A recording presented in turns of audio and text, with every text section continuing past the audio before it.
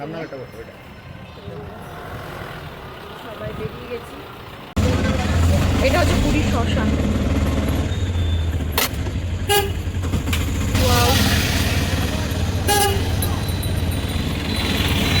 এখন আমরা এসেছি নিউ হোটেলটাতে, সব লাগেজগুলো রাখার জন্য। এবার এখান থেকে যাবো সাইট সিইংয়ে। এখন দেখি কতক্ষণ লাগে আজকে দিনে। কান্নাকাটি সকাল বেলা থেকে উঠে। বলবো কেন কাটছিলি না? তো আমরা এখন নতুন হোটেলে চলে এসেছি, পুরোনো হোটেলটা ছেড়ে।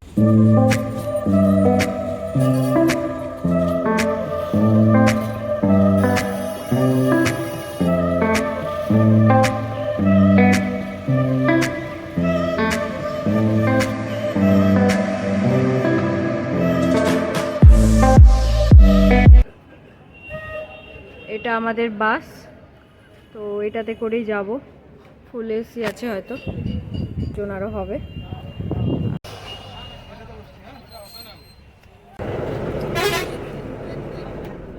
Journey start.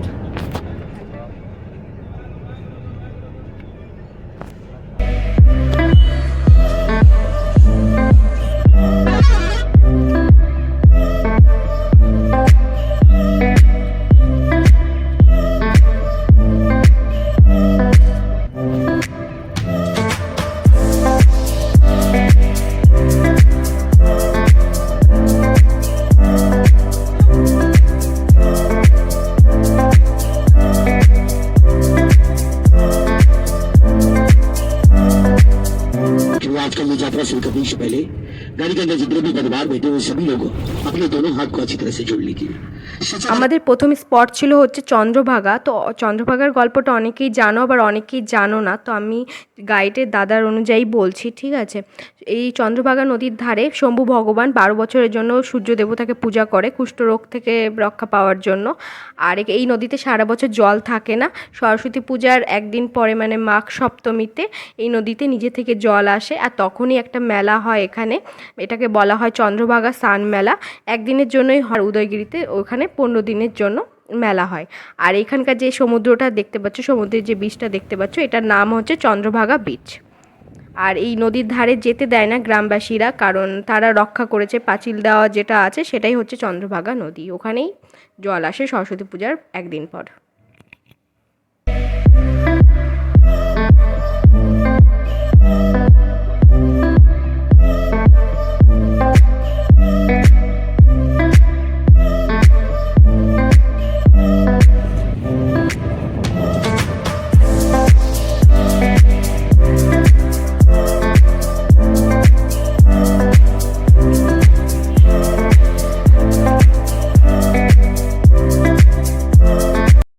এরপর চলে এসেছিলাম কোণার্ক সূর্য মন্দির। এটারও গল্প সবাই জানো, তবুও আমি নিজের ভাষায় বলছি, ঠিক আছে।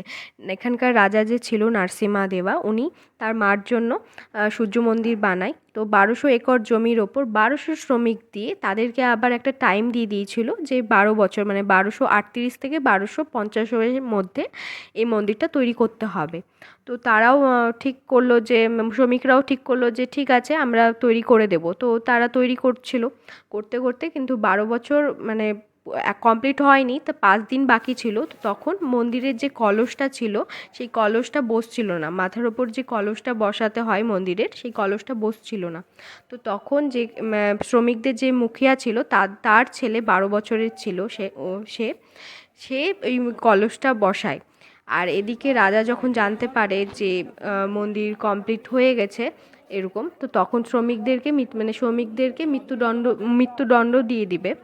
তো সেটা জানতে পেরে যেই ছেলেটা বসিয়েছিল কলসটা, সে মন্দিরের ওপর থেকে মানে ছাদ থেকে সুসাইড অ্যাটেম্প্ট করে।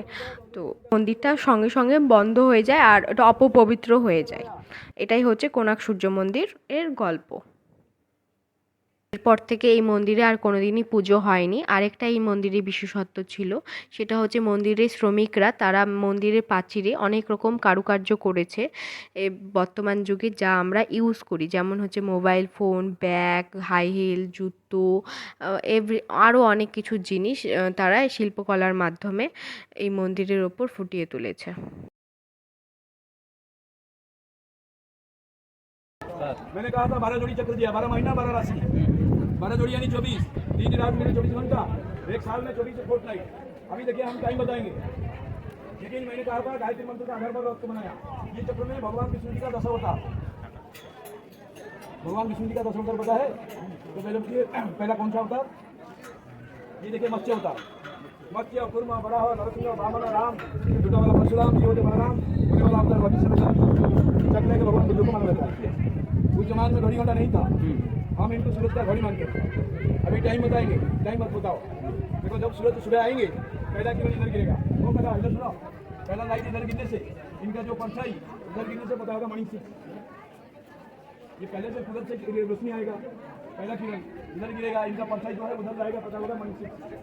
जब धीरे धीरे सूरज ऊपर उठेंगे इनका परछाई हाँ तो ये देखो ना, इनका जो परछाई है वो नीचे आएगा, सूर्य ऊपर उठने से इनका परछाई नीचे आएगा।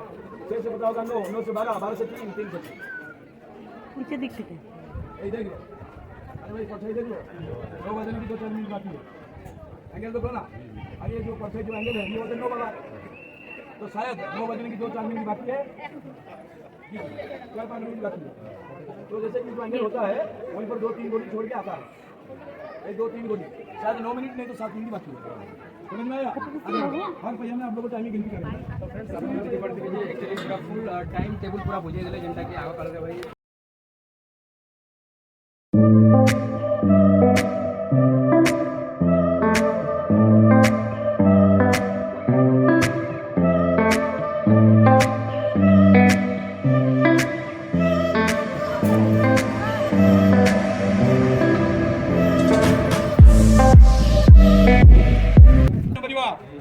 उदय काल होते ब्रह्मा, दोपहर होते शिवा, शाम को होते विष्णु।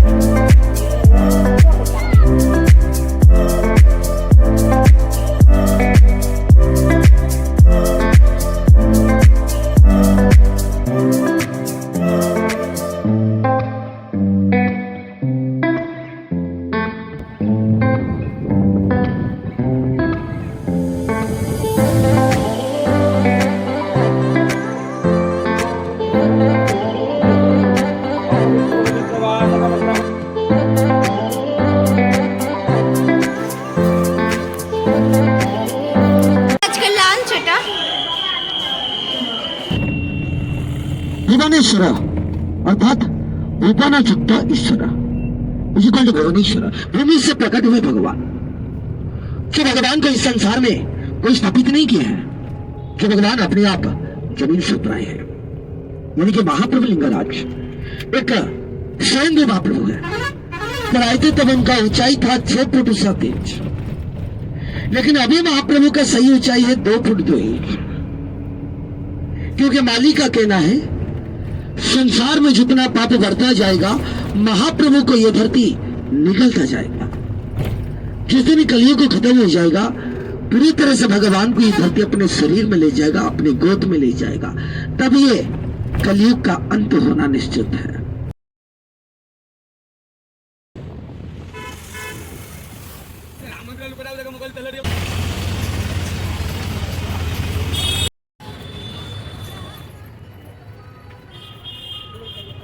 এখন আমরা চলে এসেছি লিঙ্গরাজ মন্দিরে, আর দেখো কতটা ভিড়।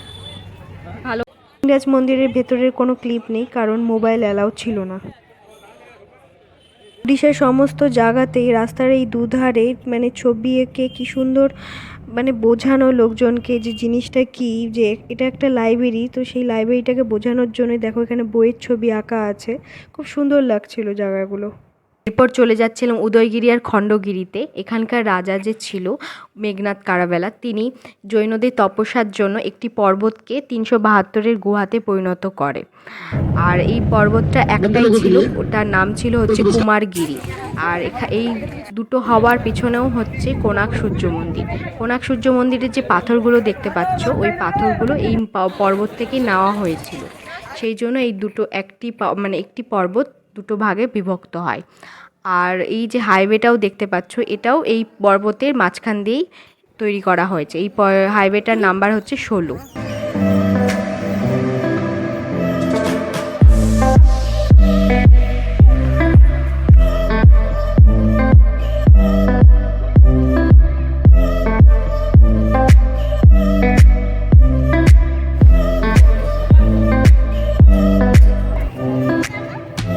পর আমাদের লাস্ট স্পটে চলে এসেছিলাম নন্দনকাননে। এখানে এসে গিনি সব থেকে হ্যাপি হয়েছিল।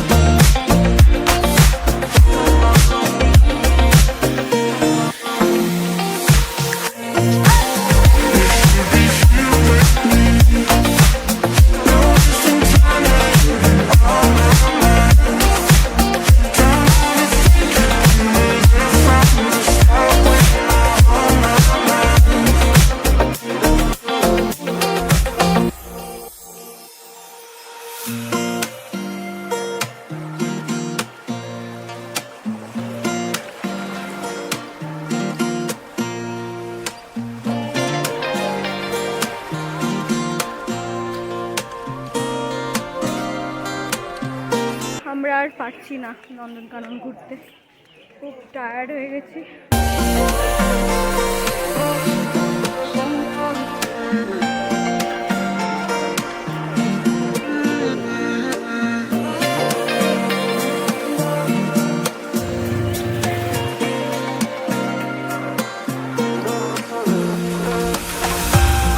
নন্দনকানন ঘোরার পর আমরা এতটাই ক্লান্ত হয়ে গেছিলাম, বাড়িতে আর সেভাবে ব্লগিং করিনি। ওখান থেকে আমরা ডাইরেক্ট চলে এসেছিলাম বিচে, ওখানে ম্যাগি ট্যাগি খেয়ে তারপর হোটেল গেছিলাম।